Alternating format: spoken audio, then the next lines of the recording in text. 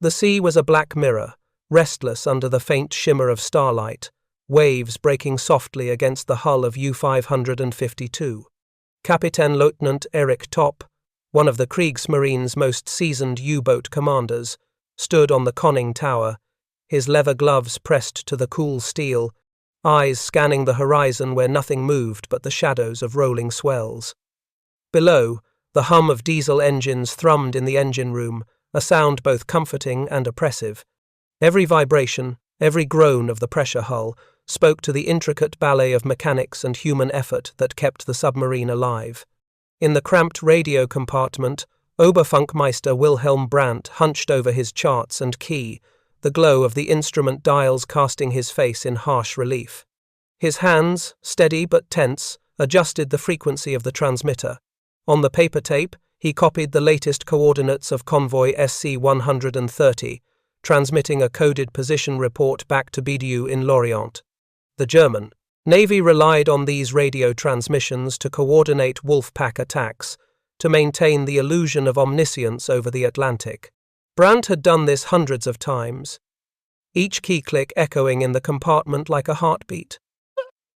Outside, the night seemed infinite, the stars indifferent. Eric Topp knew the men trusted him, trusted the U-552, and trusted the sea. Confidence was part of the armor that every U-boat commander wore as tightly as the leather jacket he favored on deck. Yet beneath the surface of routine, a subtle danger had begun to seep into the Atlantic. The Allies had developed a technology whose name was whispered in Admiralty reports but rarely discussed at sea. HF, DF, high-frequency direction finding, Huff Duff, in the parlance of British and American operators. The Germans had little understanding of it, beyond dismissing it as a tool that might one day inconvenience them.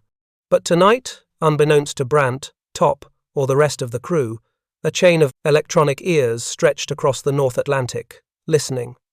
At Londonderry, Northern Ireland, operators sat in dimly lit rooms, instruments humming with a quiet authority. Each station was a node in an intricate network designed to catch the fleeting radio transmissions of Kriegsmarine U-boats. As Brandt's Morse code tapped into the night, the signal leapt across the Atlantic, captured by directional antennas, each pulse measured, timed, and logged. Within moments, triangulation teams compared bearings from stations in Scotland, Ireland, and Iceland. By the time the U-552 had completed its report, the Allies had a precise fix: 48 degrees north, 31 degrees west. The coordinates would be transmitted to convoy escorts, to hunter-killer groups, to aircraft patrolling the grim, grey waters.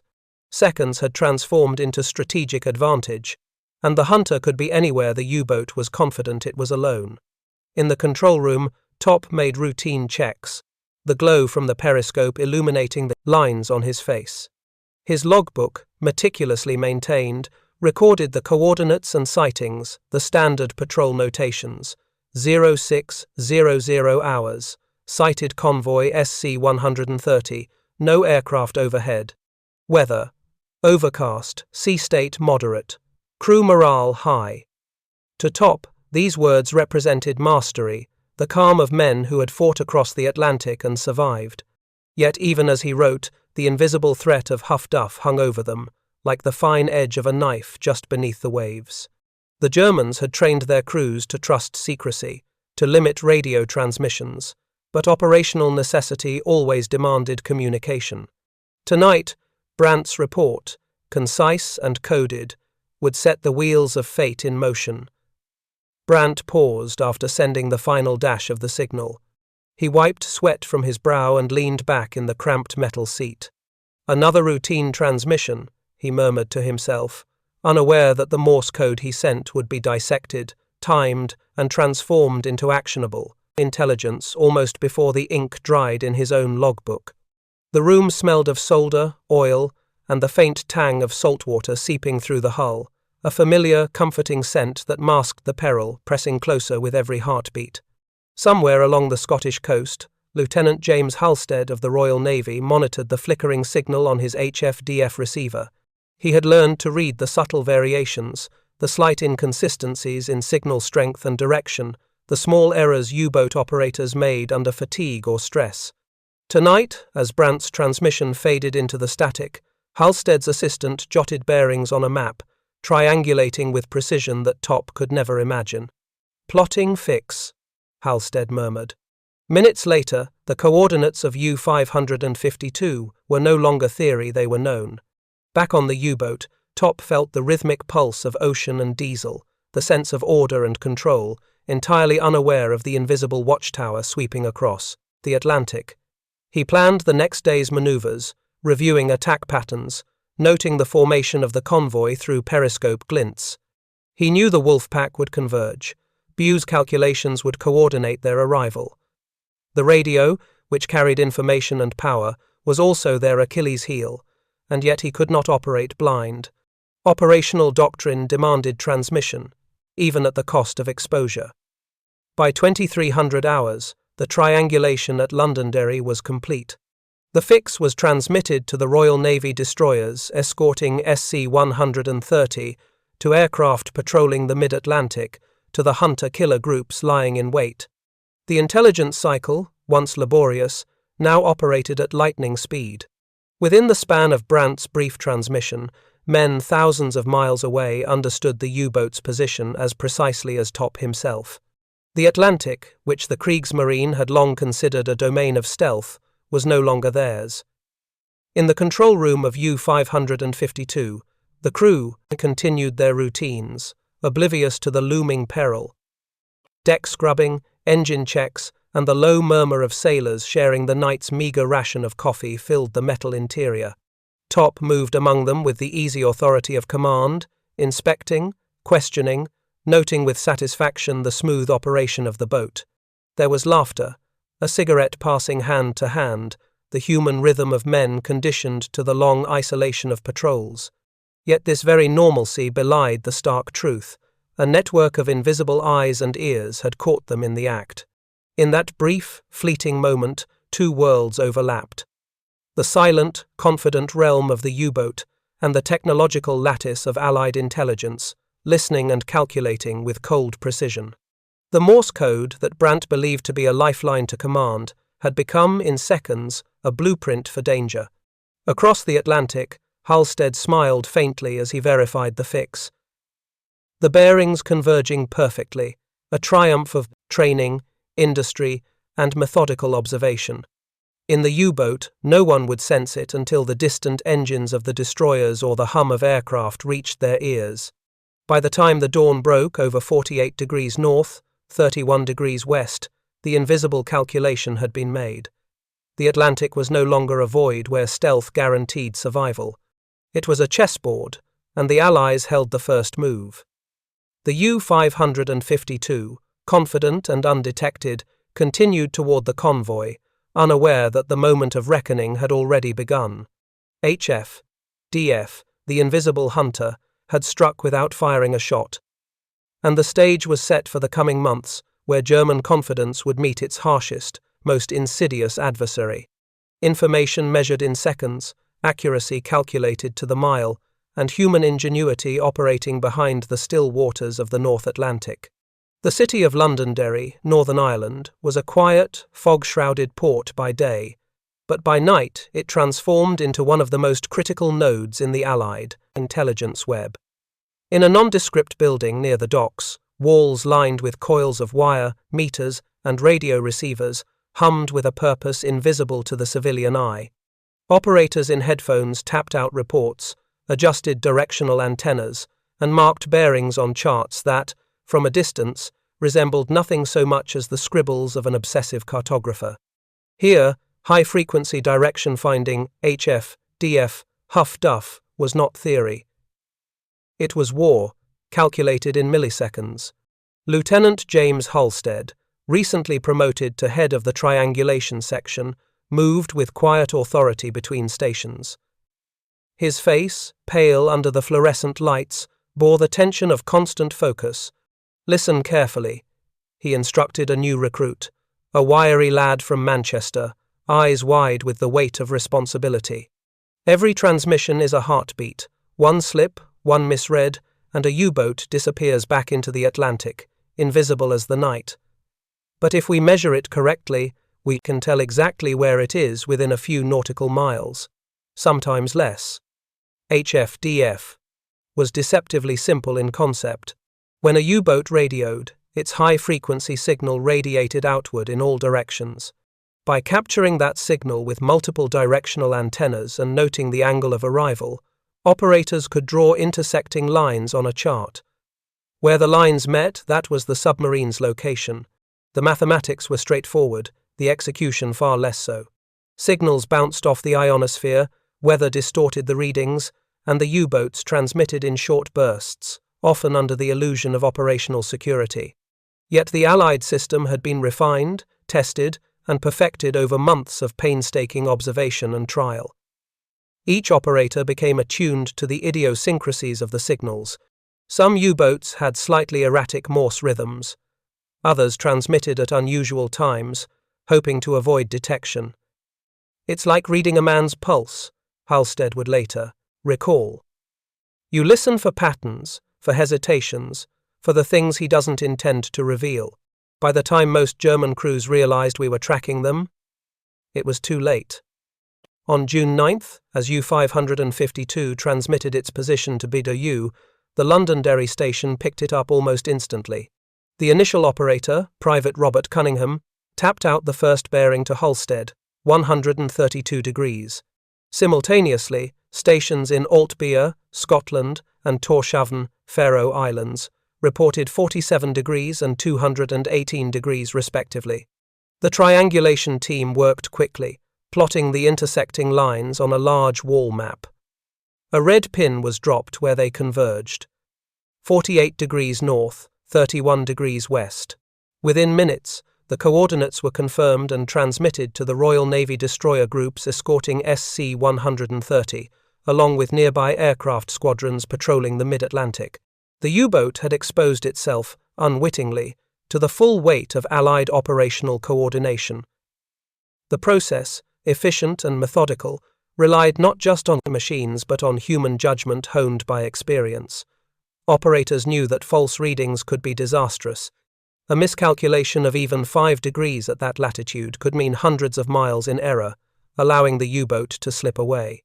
Therefore, bearings were cross-checked, each reading verified, each assumption challenged. By 1943, Londonderry had become a hub of precision intelligence.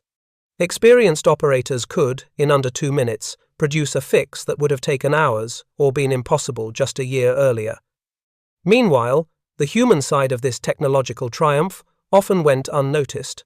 Operators worked in shifts, headphones clamped over ears, eyes strained from the flickering lights of cathode ray meters, muscles stiff from long hours in cramped chairs. Yet morale remained high. They understood the stakes. Every fix they produced could save thousands of tons of Allied shipping, hundreds of lives. They were the invisible warriors of the Atlantic, fighting a war with pencils, wires, and the ability to listen. Captain Top and U-552 continued their patrol, unaware of the invisible calculation that now hung over them like a storm. Their radio transmissions, routine to them, had become a lifeline to their enemy. Brandt, the radio operator, believed he was simply fulfilling his duty, transmitting reports on convoy positions, sightings, and weather conditions. He did not know that each coded dash and dot had been captured, triangulated, and transformed into strategic intelligence in a matter of seconds. HFDF rendered the vast Atlantic, which had once been a refuge for stealthy submarines, into a lethal, mapped battleground. As the night deepened over Londonderry, the operators refined the fix further, using propagation delays and signal strengths to adjust the location. Weather reports were cross-referenced to account for atmospheric anomalies that could bend radio waves. The result was not a guess, it was precision, a snapshot of the enemy's position in real time.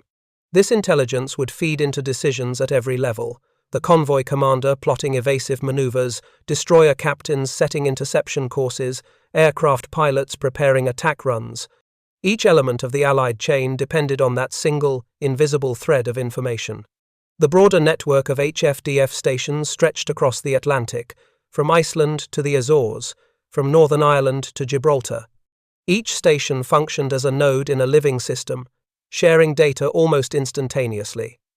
By mid-1943, this system had become the backbone of the Allied anti-submarine strategy. Convoy attacks by wolf packs were increasingly met not with surprise but with coordinated countermeasures. The hunter-killer groups, guided by HF-DF intelligence, could intercept, harass, and destroy U-boats with a precision that the Kriegsmarine had never anticipated. The psychological impact on the German Navy was subtle but growing. They believed themselves invisible, masters of the Atlantic's dark expanse, relying on radio communication for coordination. HF-DF shattered this assumption. A U-boat might feel safe, the crew confident in their training, in the skill of their captain, in the solitude of the open ocean. Yet, without warning, they were being tracked, measured, and targeted with a precision that rendered the vast ocean irrelevant. The invisible net was closing, faster than any man could swim, more accurately than any periscope could observe. At dawn, Halstead compiled a report for Admiralty Command. Every fix, every bearing, every signal strength measurement was logged, annotated, and transmitted to operational headquarters. The U-552's position, along with the coordinates of dozens of other submarines detected that night, would feed into convoy routing decisions, ensuring that the Allies maintained the initiative.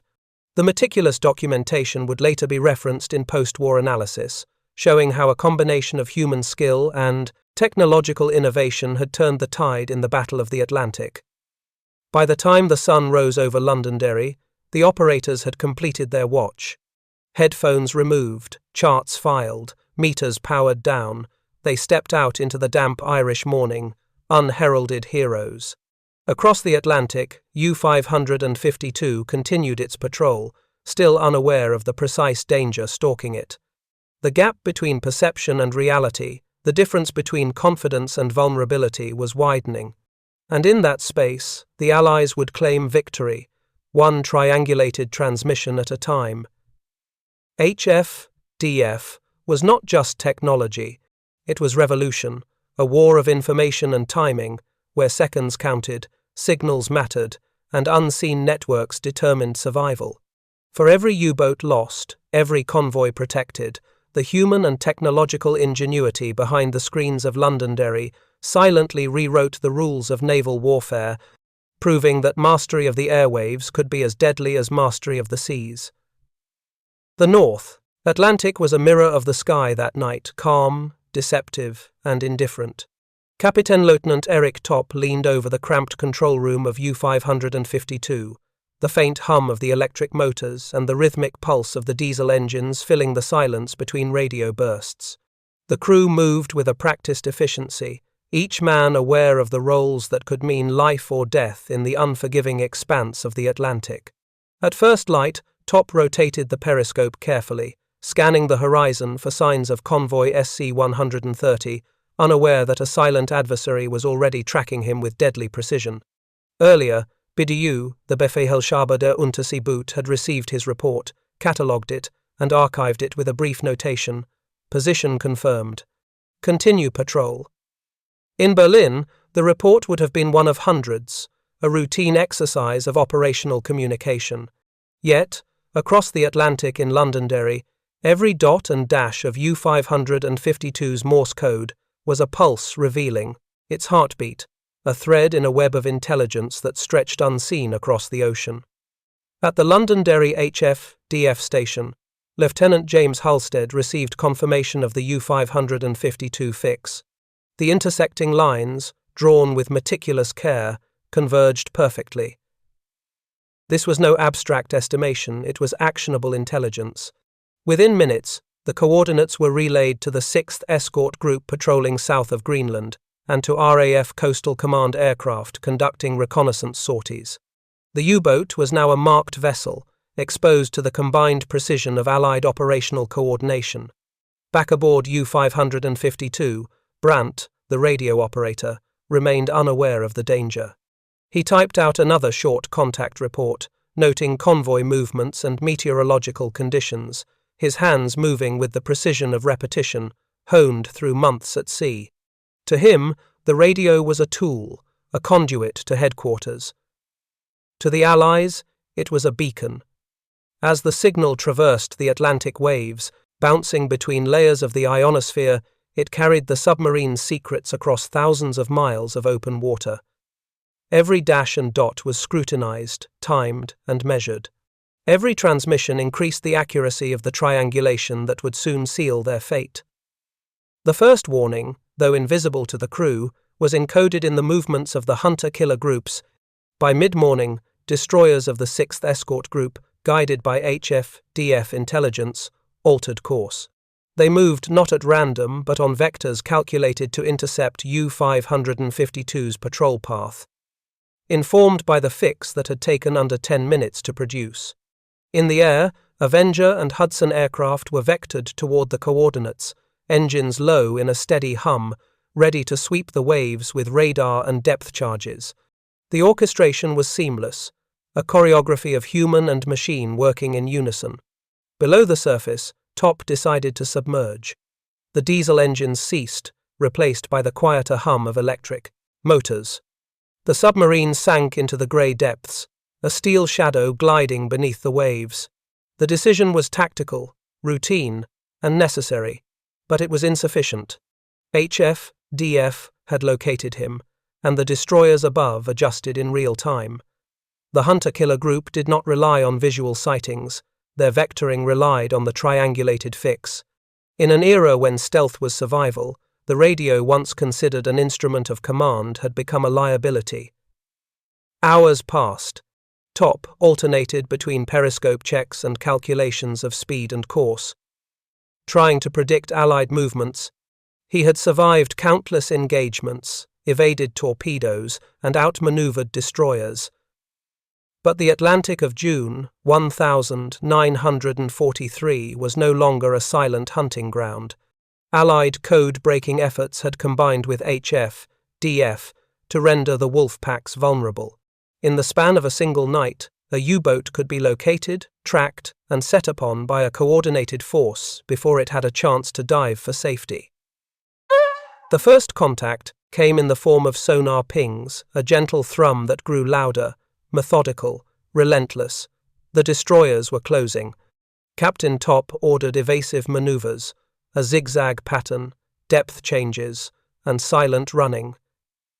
Every decision was calculated. Every command issued carried the weight of potential destruction.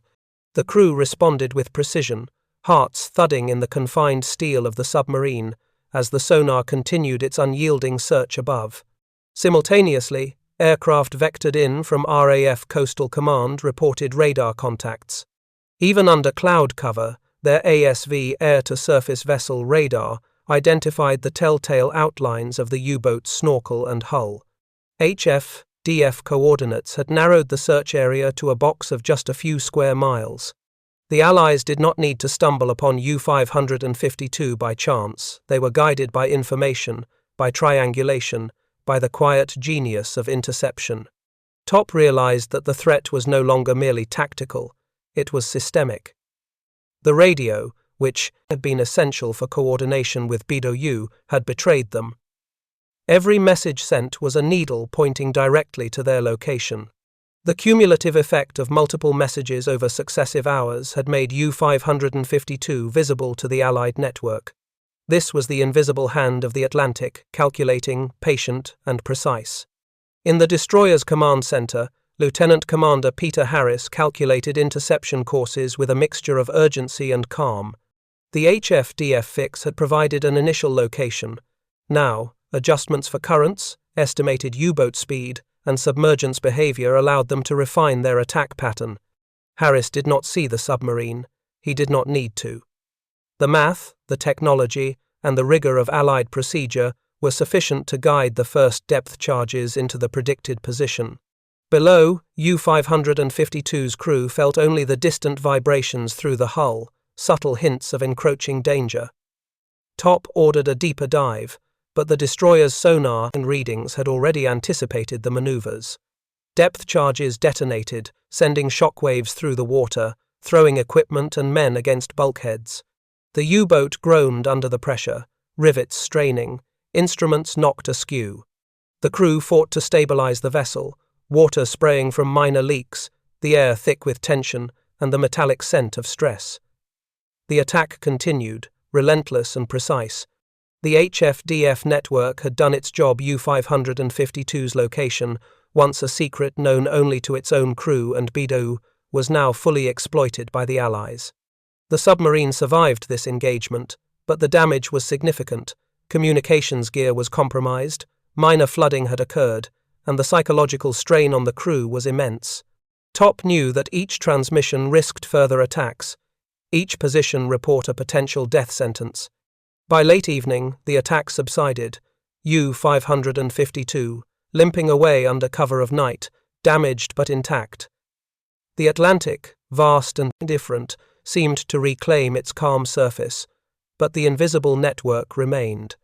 Across thousands of miles, HF-DF stations in Northern Ireland, Scotland, and the Faroes had plotted, triangulated, and vectored forces with astonishing precision. The Allies had demonstrated a new paradigm. The submarine, once master of its environment, could now be tracked in real time, its movements anticipated, its options constrained by the unseen intelligence web. The events of June 9-10, 1943, would later be recorded in logs, intelligence summaries, and after-action reports. For the Kriegsmarine, it was a lesson in vulnerability, a glimpse into a future where their once dominant oceanic supremacy could be systematically undermined without ever sighting the enemy. For the Allies, it was confirmation that HF-DF, combined with rigorous operational coordination, had transformed the Battle of the Atlantic. It was not brute force alone that turned the tide, it was precision, patience, and the quiet efficiency of listening to signals that the enemy did not realize they were sending. By the end of the day, the crew of U-552 repaired minor damage, resumed patrol cautiously, and continued to operate under the shadow of an invisible enemy. Every Morse transmission would be calculated, measured, and timed. And every operator across the Atlantic, in the dimly lit rooms of Londonderry and beyond, would continue to track, triangulate, and guide the hunter-killer forces, silently but decisively reshaping the war beneath the waves. The early morning Atlantic was grey, an endless expanse of water merging with clouded sky, masking the deadly choreography unfolding beneath. Captain Lieutenant Eric Top, still recovering from the harrowing attack on U-552, stood over the charts in the cramped control room. The diesel engines thrummed gently, the sub gliding at periscope depth, a fragile shadow in a sea ruled increasingly by unseen enemies. Every officer on board felt the tension. Every crewman knew that the radio, the lifeline to BDU, was now also the most dangerous weapon in the Allies' hands. Across the ocean, the HF-DF stations at Londonderry and Lerwick were already alert. Lieutenant James Halstead adjusted the frequency dials with precision, eyes scanning the oscilloscope-like displays for the telltale spikes of U-boat transmissions. HF-DF, the high-frequency direction finder, was a deceptively simple tool. But when coordinated across multiple stations, it became a scalpel that could cut through the vast Atlantic and expose a vessel that had once been effectively invisible. The system required synchronization, calculation, and speed qualities the Allies had perfected. A transmission came in from U-552, brief and routine. Convoy SC-130 sighted, proceeding to intercept. To Top, it was operational intelligence, a signal to BDO that he had located targets. To Halstead and his colleagues, it was a beacon, a moment of opportunity. The team at Londonderry quickly relayed the signal to Lerwick and Cleethorpes. Triangulation began immediately. By comparing the slight differences in reception time across stations, the operators could determine U-552's position to within a few nautical miles. Minutes later, the fix was complete. The coordinates were sent to Escort Group 6 patrolling the southern approaches to Greenland and to RAF Coastal Command aircraft aloft in the grey dawn. Commander Peter Harris, aboard HMS Wanderer, received the updated vector. He did not hesitate. The hunt was no longer based on patrol patterns or luck. It was an exercise in calculated precision. His ships adjusted speed and heading, engines thrumming in silent readiness, preparing to intersect the submarine's predicted path. Below, Top's crew continued their patrol. The submarine moved cautiously, aware that any miscalculation could be fatal. The diesel engines were silent at periscope depth, replaced by electric motors that whispered beneath the waves. Brandt, the radio operator, remained unaware that the routine transmission he had just sent would be the catalyst for another hunt. Each dash and dot of Morse code was recorded, timed, and analyzed. U-552's movements were now being anticipated even before they were executed. By mid-morning, the first contact was made. A Hudson aircraft from Coastal Command, vectored by HF-DF, picked up the metallic glint of the periscope cutting through the waves. The pilot, Flight Lieutenant Alan Pembroke, radioed the sighting to the command center. Periscope bearing 245, speed 2 knots, U-boat confirmed. Coordinates verified with HF-DF fix. The message was precise, a confirmation of what the triangulation had already revealed. HMS Wanderer and her consorts adjusted their courses, approaching the predicted location with tactical discipline. Depth charges were loaded, fuses set for the optimal detonation depth. The sonar operators, trained to interpret the faintest echoes, waited for the telltale signature of the U-boat's hull beneath the waves. HF-DF had revealed the needle. Sonar and radar would now follow the thread to its source. For Top, the danger was invisible but palpable. The Atlantic, once a domain where the wolf packs prowled with near impunity, had become a cage of glass. Every transmission risked exposure, every movement was anticipated. He ordered silent running, adjusting depth and heading unpredictably in a desperate effort to elude the unseen pursuers. The crew worked with mechanical precision, monitoring gauges, balancing ballast, and listening to the subtle vibrations that might indicate a nearby destroyer. At 12:17, sonar operators aboard HMS Wanderer registered the faintest echo. U-552 had been located. The destroyer accelerated, maneuvering into attack position.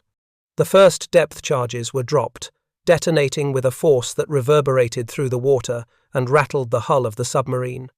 The crew of U-552 braced, and instruments oscillating, bulkheads shuddering under the concussive force. Top adjusted depth, countering the attack, but the Allied coordination was relentless. Aircraft overhead circled, providing additional vectoring data, forcing the submarine into a dangerous underwater ballet. HF-DF's effectiveness lay in its speed. Unlike traditional reconnaissance, which relied on visual sightings or chance interception, HF-DF could provide near-instantaneous positional data. The triangulated fix allowed the Allies to concentrate forces precisely, reducing the time available for the U-boat to react. For U-552, it was a race against time, every second critical, every miscalculation potentially fatal. Hours passed with relentless pressure. Depth charges exploded around the submarine, each concussive wave testing the limits of hull integrity. Yet Top's experience kept U-552 operational. He exploited thermal layers and ocean currents, using the natural environment as a shield. The crew, though tense, followed orders with the discipline that had kept them alive in countless patrols. But beneath their calm efficiency was an unspoken acknowledgement. The game had changed. HF-DF and Allied coordination had transformed the rules of engagement. Meanwhile, at Londonderry, Halstead and his team monitored the unfolding engagement. Every transmission from the submarine, every shift in signal strength, provided additional data. Operators adjusted calculations, refining estimates, and directing surface ships and aircraft to maintain optimal positioning. The invisible network had become an operational weapon, a system that could dominate an adversary without direct confrontation. By evening, the pressure eased. U-552 had survived the day's engagement, but the lessons were clear. Captain Lieutenant Top gathered his officers in the control room, reviewing tactical options. Communications would now be minimized. transmissions coded and staggered. Every action weighed against the perils, potential for exposure. The Atlantic remained a hunting ground. But the hunters were no longer just other submarines or convoys. They were the invisible lines of triangulation, the silent precision of Allied intelligence. In Londonderry, the HFDF team prepared for the next wave of transmissions. Every operator understood the stakes. The war in the Atlantic was now as much a battle of information as of steel and torpedoes. U-552's temporary survival did not alter the reality. Triangulation, coordination, and rapid response had tilted the balance decisively. The wolf pack, once feared, had become a target visible in real time, and the North Atlantic was no longer a sanctuary. The events of June 11, 1943, would later be analyzed in intelligence reports and training manuals. HFDF had demonstrated its lethal precision, reshaping anti-submarine warfare. For the Kriegsmarine, it was a moment of reckoning, a reminder that technological advantage, combined with methodical application, could neutralize even the most experienced commanders and skilled crews. For the Allies, it was confirmation that coordination, speed, and intelligence could dominate a previously uncontested domain. As night fell over the Atlantic, U-552 moved cautiously beneath the waves, its crew weary but vigilant. Every transmission, every maneuver, every calculation was a gamble. Yet even in this tension, there was a recognition of a broader truth. The Atlantic had changed. The invisible hand of HFDF had proven that no submarine, however skilled or stealthy, was beyond the reach of carefully orchestrated intelligence. And in that realization lay both danger and the seed of eventual Allied mastery of the ocean. The Atlantic dawn was deceptive that morning. From the surface, a gentle mist hovered over waves that glittered faintly in the sun's first light. Below, Captain Lieutenant Eric Top and the crew of U-552 remained submerged, tense but methodical. Every transmission had been carefully considered, every maneuver calculated to minimize risk. Yet the invisible hand of Allied intelligence loomed closer with each passing hour. HFDF operators in Londonderry had intercepted a routine position report, an innocuous report that, within seconds, had already been triangulated. Lieutenant James Halstead and his team at the HFDF station adjusted the antenna arrays, cross-referencing signals with Lerwick and Cleethorpes. The position was refined to within a mile, and the fix was transmitted to Escort Group 6, now augmented by a contingent from Escort Group 8 and 2 RAF Hudsons aloft, providing aerial observation. The Allies had orchestrated a net designed to close around a single submarine with lethal precision. To Top, the ocean seemed calm, but the enemy was already converging. Inside U-552, the crew carried out routine drills to maintain vigilance. Brandt, the radio operator, wiped sweat from his brow, unaware that his latest transmission had become the linchpin of an unfolding trap. Top studied the charts, plotting evasive maneuvers through the variable depths and currents, mindful of the acoustic shadow zones that could temporarily hide the submarine from sonar detection.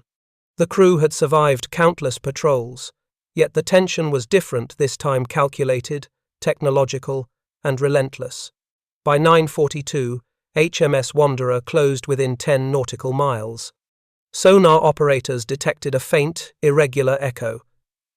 It was Top's submarine, moving slowly to evade detection, but the echo was enough. The destroyer commander ordered an intercept course, adjusting speed to 18 knots to synchronize with the projected U-552 path.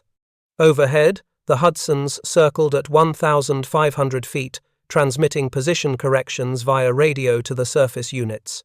The Allies had effectively turned a distant Morse code transmission into a real-time targeting signal, compressing hours of search into minutes. Top realized the danger as soon as he heard the first distant propeller hum and the sonar pings growing steadily stronger. The calculations of the Allied operators had reduced the vast Atlantic to a corridor of inevitability. He ordered immediate silent running, dropping deeper to 150 meters and adjusting trim to minimize cavitation noise.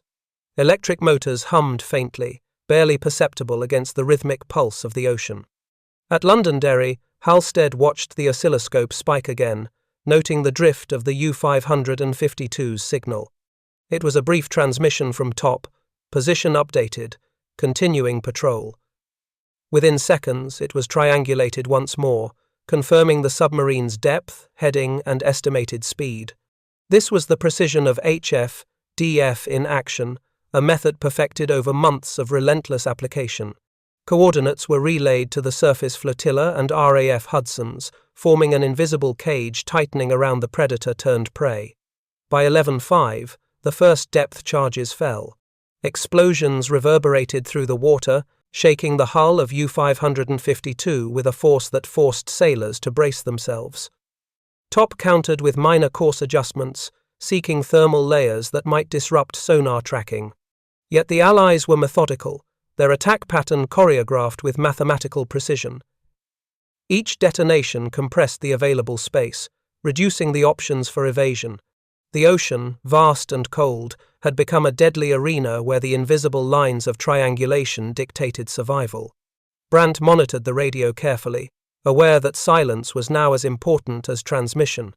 Each transmission risked detection, yet information was necessary for BDU coordination. Top decided to cut all non-essential communications, a desperate measure to survive the advancing net. The crew's focus narrowed to the mechanical operation of the submarine, ballast adjustments, periscope sweeps, and the constant monitoring of sonar readings. Overhead, the Hudsons maintained constant observation, relaying data to HMS Wanderer and HMS Avenger. The destroyers executed precise search patterns, guided by both sonar pings and HF-DF-derived vectors. It was a perfect integration of technology and tactics. Triangulated signals narrowed the search area, sonar confirmed location, and surface units moved into attack positions. U-552, once a wolf prowling the Atlantic, was now constrained, maneuvering within a lethal trap. The tension aboard the submarine was palpable, crewmen whispered, anticipating the next shockwave from depth charges. Every crew member knew the limitations of U-552. The hull could withstand only so many concussive blows before structural integrity was compromised. Top calculated depth adjustments with minute precision, threading the submarine between layers of sonar vulnerability. Yet, despite skill and experience, the trap was tightening inexorably. At 13:47, the first serious breach occurred. A series of depth charges exploded closer than before, jolting the submarine violently. Alarms blared briefly as minor leaks were reported in the forward compartments. Top's voice cut through the chaos. Maintain depth, brace for shockwaves. Crewmen strapped themselves to consoles, gauges oscillating wildly under the concussive force. Outside, the destroyers maneuvered with synchronized precision, dropping charges in patterns designed to collapse the U-boat's evasion corridors. HF-DF operators, monitoring every faint signal, adjusted targeting vectors in real time. Each microsecond of delay could allow the submarine to slip away, yet the system functioned flawlessly. The triangulation updates allowed surface units to anticipate evasive maneuvers, predicting U-552's likely path through thermal layers and underwater topography. It was as close to a mathematical certainty as war could provide. The hunter had become the hunted, and escape was improbable. By late afternoon, the tactical advantage had shifted definitively. U-552's attempts to maneuver silently were futile against coordinated triangulation. The destroyers closed in to within a mile, while Hudsons above ensured no surface evasion. Top's options narrowed to a single desperate tactic: maximum depth and erratic zigzag maneuvers, a gamble that might buy minutes but not hours. The ocean's vastness, once the ally of the wolf pack, now felt like a constrictive cage. The first hull breaches indicated the inevitability of confrontation. Flooding began in the forward compartments, pumps struggling to maintain equilibrium. The crew worked frantically, sealing compartments and adjusting ballast, but the reality was unmistakable. HF-DF had delivered them into a trap with surgical precision, and the relentless pressure of coordinated Allied forces left little room for error. As night fell, the final assault began. Depth charges dropped in coordinated intervals, the concussive blasts reverberating through the hull like the tolling of a bell. Top, maintaining, professional detachment, ordered emergency maneuvers. But the submarine's options were exhausted. HF-DF triangulation had allowed the Allies to anticipate movements, target with extraordinary accuracy, and maintain pressure without pause. The Wolfpack's autonomy had been replaced by an inescapable net of science and coordination. The engagement would later be recorded in Allied after-action reports as a textbook example of HF-DF effectiveness. The triangulated transmissions, combined with coordinated surface and air responses, demonstrated the revolution in anti-submarine warfare. U-552, once a symbol of German naval audacity, was now a cautionary tale of technological adaptation. The crew's survival would hinge not on luck, skill, or bravery alone, but on the narrow margins imposed by a relentless, unseen network of Allied intelligence. By midnight, the engagement concluded. U-552 had sustained critical damage, but, through top skill, avoided total destruction. The lesson was clear. The Atlantic no longer belonged to the Wolfpacks. HF-DF had redefined the game, transforming routine communications into lethal vulnerabilities and proving that technology, when applied with precision, could dominate even the most skilled adversaries. The North Atlantic, once a domain of stealth and uncertainty, had become a battlefield where every Morse code dot could betray a hunter's position. Allied HF-DF had evolved from an experimental tool to a decisive instrument of war. For Captain Lieutenant Top and his crew, survival would now require not just courage and experience, but innovation, restraint, and an acute awareness that the invisible web of triangulation was always watching. By the summer of 1943, the Atlantic had become a theatre transformed not by brute force alone, but by invisible signals traversing thousands of miles of ocean. HF-DF, or Huff Duff, as the operators called it, had evolved into a lethal force multiplier. German U-boats continued to transmit position reports, confident in the range and speed of their communications, unaware that each dot and dash was a thread in a web designed to ensnare them. Convoy HX-237, en route from Halifax to Liverpool, became a proving ground. Escort Group 6, equipped with HF-DF-fitted destroyers and corvettes, monitored every German transmission with obsessive precision. When U-615 reported a routine sighting of the convoy on June 25, its coordinates were triangulated within minutes. The destroyers adjusted course silently, converging on the submarine's anticipated position. For the U-boat crews, the ocean was still vast, yet HF-DF had compressed it into a narrow corridor of inevitability. Submarine commanders began noticing the change.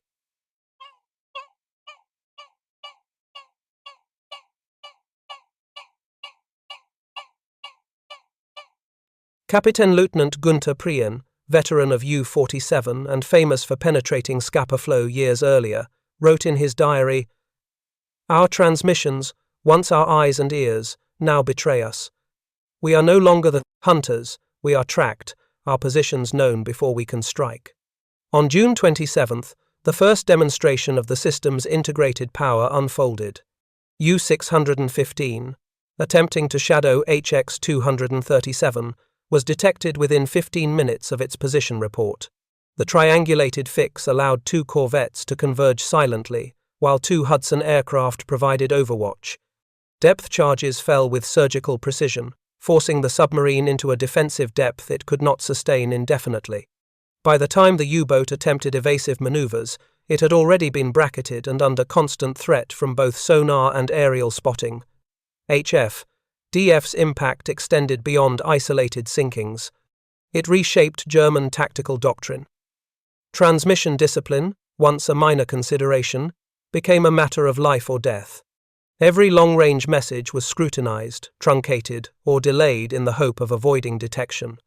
Yet the technology's growth had outpaced their adjustments.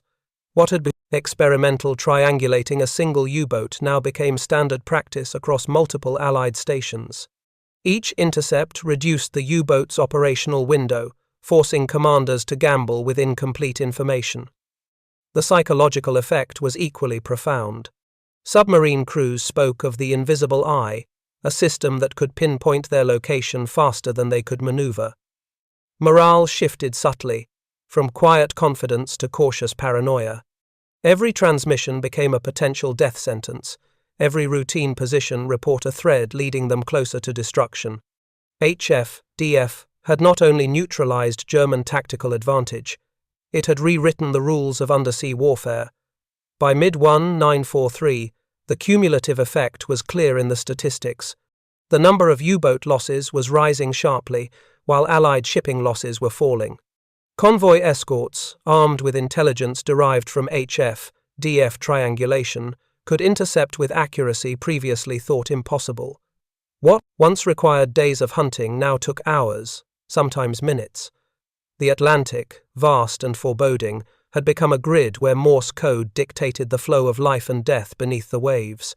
The Kriegsmarine, despite technical brilliance and fearless crews, had underestimated the power of the electromagnetic spectrum. HF, DF had transformed the Atlantic into a theater where skill alone could not guarantee survival. The wolf packs prowled the waves, yes, but above them, a network of unseen operators waited, triangulating, calculating, and orchestrating the demise of even the most experienced U-boat commanders. By late August 1943, the tide in the North Atlantic had decisively shifted. The Kriegsmarine's wolf packs, once feared for their coordination and relentless pursuit, faced an enemy that had mastered the art of anticipation. HF, DF. Combined with long-range aircraft patrols and rapidly improving sonar, created an invisible net over the convoy routes, turning German advantage into vulnerability. Convoy SC-130, en route from Sydney, Nova Scotia, to Liverpool, became the stage for this new era of anti-submarine warfare. The convoy was escorted by a heavily reinforced group of destroyers, corvettes, and sloops, including vessels equipped with the latest Huff Duff receivers. Every radio signal emitted by U-boats was now a potential death sentence. For the wolf pack, commanded by Korvettenkapitän Siegfried Freiherr von Forstner, the Atlantic had become an intricate chessboard in which every move risked exposure. On August 18, the first contact was made. U-952 reported convoy sighting in the traditional Morse code bursts. Unbeknownst to the crew, HF-DF operators in Londonderry, Lerwick, and Bermuda instantly triangulated its position, providing exact coordinates to nearby escorts. For the Allies, speed was everything. Destroyers steamed toward the fix, adjusting their sonar arrays and depth charge patterns according to live intelligence. RAF Liberators and Hudsons patrolled overhead, relaying sighting updates to the surface ships. The Wolfpack attempted to coordinate shadowing maneuvers, but the speed of Allied triangulation outpaced the Germans' ability to react. U-616, trying to flank the convoy, was intercepted almost immediately. Depth charges fell in synchronized patterns, bracketed by precise sonar data and visual confirmation from the aircraft above. Inside the U-boat, tension was suffocating. The crew of U-616 braced against each shockwave, the hull groaning under the concussive forces. Captain Lieutenant Tim, an experienced officer who had survived multiple patrols, realized the futility of conventional evasive tactics. HF. DF had collapsed the vast Atlantic into a trap that could be calculated mathematically. Even maximum silent running and irregular depth changes offered little protection. Every transmission they had relied on to coordinate attacks had become a beacon for the hunters. By nightfall, the combined pressure of triangulated intelligence, aerial observation, and aggressive surface maneuvering forced several U-boats into retreat or destruction. U-952 was critically damaged after a coordinated depth charge assault by 3 destroyers, while U-616 barely escaped with structural damage. The Wolfpack, once a symbol of German naval audacity, was reduced to scattered units. each struggling to evade detection across hundreds of miles of now surveilled ocean. The effectiveness of HF-DF in SC-130 was not merely tactical, it was strategic. Allied after-action reports highlighted that triangulated signals allowed escorts to anticipate attack vectors, protect the convoy, and even direct reinforcements with pinpoint accuracy. Out of 23 U-boats that attempted to engage the convoy, only one scored a minor hit before being forced to break off. The efficiency of HF-DF had transformed anti-submarine operations from reactive to predictive warfare. German commanders recognized the change too late. In post-war interrogations, surviving U-boat officers described a new reality. Every transmission carried immense risk, and the ocean itself had ceased to be a sanctuary. Letters and diaries, now archived, convey frustration and disbelief. Kapitän Lieutenant Freiherr von Forstner wrote, "We prowled the Atlantic as hunters. Now, every signal we send betrays us. The net is invisible, relentless, and impossible to outrun." By the end of August 1943, the results were unmistakable. Convoys sailed with fewer losses, U-boat attacks had diminished in both frequency and effectiveness, and morale in the Kriegsmarine submarine arm was waning. HF-DF had not merely intercepted transmissions, it had rewritten the rules of engagement. The North Atlantic, long dominated by stealth and darkness, had been mapped and constrained by an electronic grid of precision and speed. For the Allies, SC-130 was proof that technology and coordination could decisively neutralize a feared adversary. For German submariners, it was a bitter acknowledgement. The hunter had become the hunted, and the very act of communication had turned into a vulnerability. Huff Duff was no longer an experimental tool, it was a weapon, an invisible predator in the vast ocean, and a harbinger of the changing tide in the Battle of the Atlantic. By September 1943, the Kriegsmarine U-boat force faced an attrition that was no longer measured merely in numbers lost, but in tactical confidence eroded. HF-DF, once a promising innovation in Allied intelligence, had matured into a near-omniscient system. Every long-range transmission, every routine position report became a potential death sentence, and the U-boats were now operating in a theater where silence was often the only lifeline. The Atlantic, still vast and unpredictable, was transformed into a grid of invisible triangulation points. Escorts equipped with Huff Duff could plot the positions of wolf packs in mere minutes, converting Morse code into actionable navigation coordinates. Convoy ONS-18, departing Liverpool in early September, became a test case of these new operational dynamics. Kapitän Lieutenant Rolf Mutzelberg, commanding U-203, tracked the convoy with cautious optimism, sending standard reports back to Bidoyu. Within seconds, 3 Allied destroyers, operating in tandem with a coastal command liberator, converged on his location. Depth charges exploded with surgical timing, forcing U-203 to dive to extreme depths and break radio contact. For the Allied operators, the system's efficiency was staggering. Londonderry, Kirkwall, and Bermuda stations, linked through the intelligence chain, provided real-time fixes that allowed escorts to engage U-boats proactively. One operator later recalled, "The moment the transmission ended, we already knew where to find them. It was like watching a predator track prey with perfect foresight."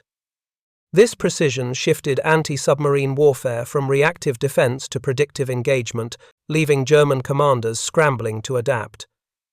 Even the most experienced U-boat officers began to recognize the invisible hand directing the hunt.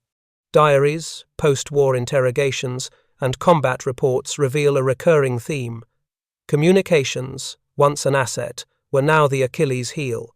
Kapitän Lieutenant Günther Prien, survivor of multiple Atlantic patrols, noted, "Our wolfpack tactics are undermined by the very signals we rely on. Silence, now, is more valuable than audacity." Yet maintaining total radio silence conflicted with the operational demands of coordination, leaving U-boats trapped between strategic necessity and mortal danger. HF-DF's cumulative effect on operational strategy was unmistakable. U-boat patrols became shorter, attacks more sporadic, and wolf packs increasingly dispersed to avoid detection. Allied intelligence, integrating Huff Duff triangulations with reconnaissance reports and sonar tracking, could anticipate patrol routes, adjust convoy positions, and even pre-position reinforcements along predicted interception corridors. By mid-September, statistical analysis confirmed a decisive trend. U-boat kills had increased sharply, convoy losses had plummeted, and the psychological pressure on crews was mounting. The Kriegsmarine attempted countermeasures. Operators shortened transmission times, employed encoded bursts, and experimented with relay stations. They tried to exploit adverse weather or nighttime darkness to mask signals. But the speed and precision of Huff Duff, combined with the Allied ability to coordinate ships, aircraft, and intelligence, rendered these adaptations only partially effective. Every attempted innovation was met with a corresponding Allied refinement, a relentless cycle that demonstrated not just technological superiority, but operational doctrine honed by experience. By the end of September 1943, it was clear that the Atlantic's balance of power had irrevocably shifted. U-boats were no longer the hunters, and that once prowled the convoy routes with near impunity. Instead, they had become measurable, trackable, and increasingly vulnerable. DF had transformed Morse code from a communication tool into a weapon against the Germans themselves, and the wolf packs were learning the cost of every transmission in blood and steel.